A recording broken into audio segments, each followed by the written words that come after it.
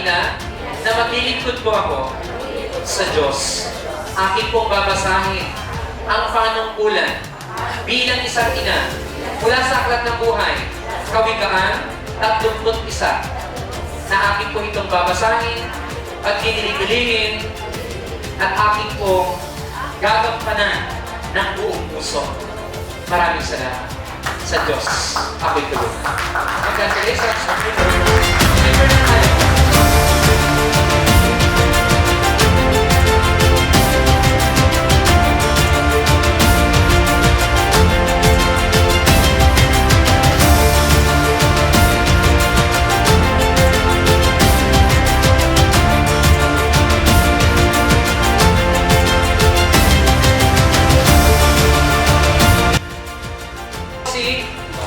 Pakipakita ang buo niyang pangalan.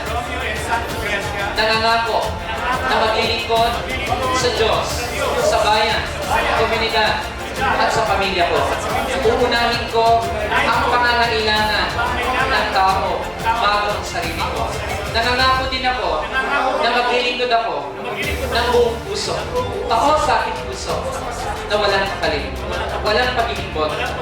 Sa pangalan ni Jesus, nangangako ako sa harapan niya. Ito ang aking pangako ng paglilingkod. Congratulations, sir. Sabay-sabay po kayong mag-ulan ng kanya. Diyan, sir. 1, 2, go! Congratulations.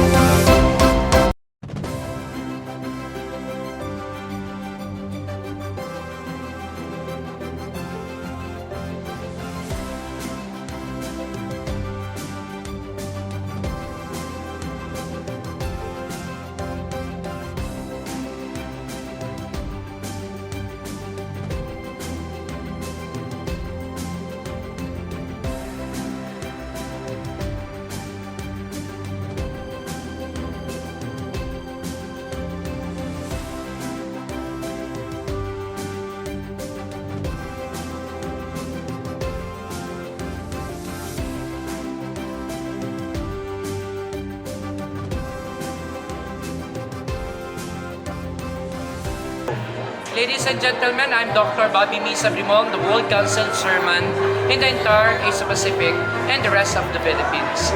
I would like to invite you in advance the World Council Ilocos Norte, Ilocos Region, headed by Our Lady Queen Ambassadress Dr. Marilu Hani B. Tamayo, together with our Visayas Region support. Kami ay nagagalak na kayo ay paglingkuran sa Diyos sa papuri para sa ating humanitarian service.